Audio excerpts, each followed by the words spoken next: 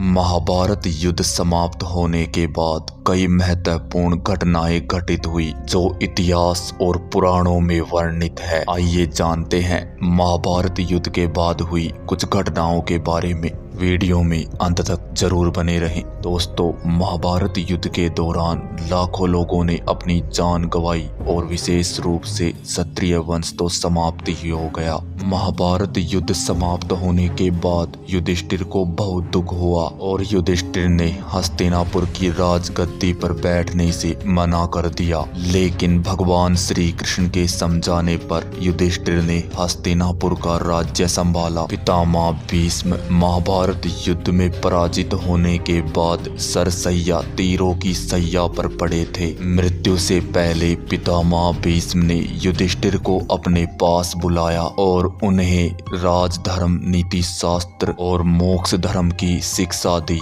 फिर पितामह भीष्म ने उत्तरायण आने के बाद अपने प्राण त्याग दिए। कुछ दिनों बाद विदुर के समझाने पर धृतराष्ट्र ने हस्तिनापुर त्याग वन में जाने का निर्णय लिया। धृतराष्ट्र के साथ कौरवों की माता गांधारी और पांडवों की माता कुंती ने भी वन में जाने का निर्णय लिया और वह सभी वन में चले गए। कुछ वर्षों बाद उन सभी की वन में ही मृत्यु हो गई। महाभारत युद्ध के कुछ दिनों बाद भगवान श्री कृष्ण द्वारका लौटे, लेकिन भगवान श्री कृष्ण को मिले श्राप के कारण यदुवंशियों में आपसी संघर्ष हुआ, जिसके कारण यदुवंशियों का विनाश हो गया। लेकिन भगवान श्री कृष्ण ने इस विनाश को भी अपनी ही एक लीला के रूप में स्वीकार किया। इस तरह यदुवंशियों का विनाश देख बलराम भी योग समाधि में चले गए और उन्होंने अपने शरीर का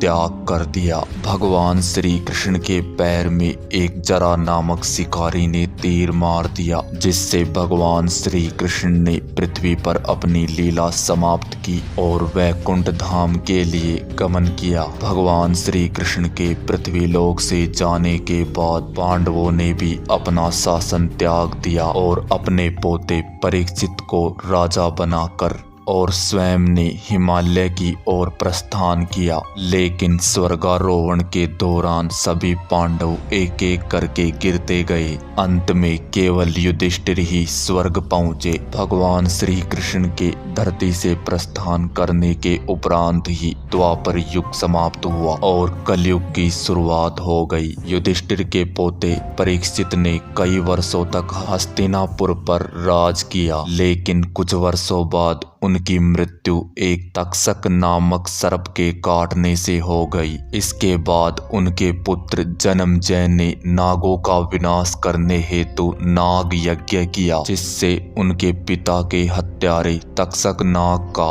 वध किया जा सके। लेकिन देवताओं के समझाने पर जन्मेजय ने अपना नाग विनाशक यज्ञ रोका और इससे नागों की रक्षा हुई। तो दोस्तों, यह थी महाभारत युद्ध समाप्त होने के बाद की कुछ घटनाएं और इन घटनाओं के बाद महाभारत कथा समाप्त होती है। यह जानकारी आपको कैसी लगी कमेंट सेक्शन में जरूर बताएं। वीडियो को लाइक और चैनल को सब्सक्राइब जरूर कर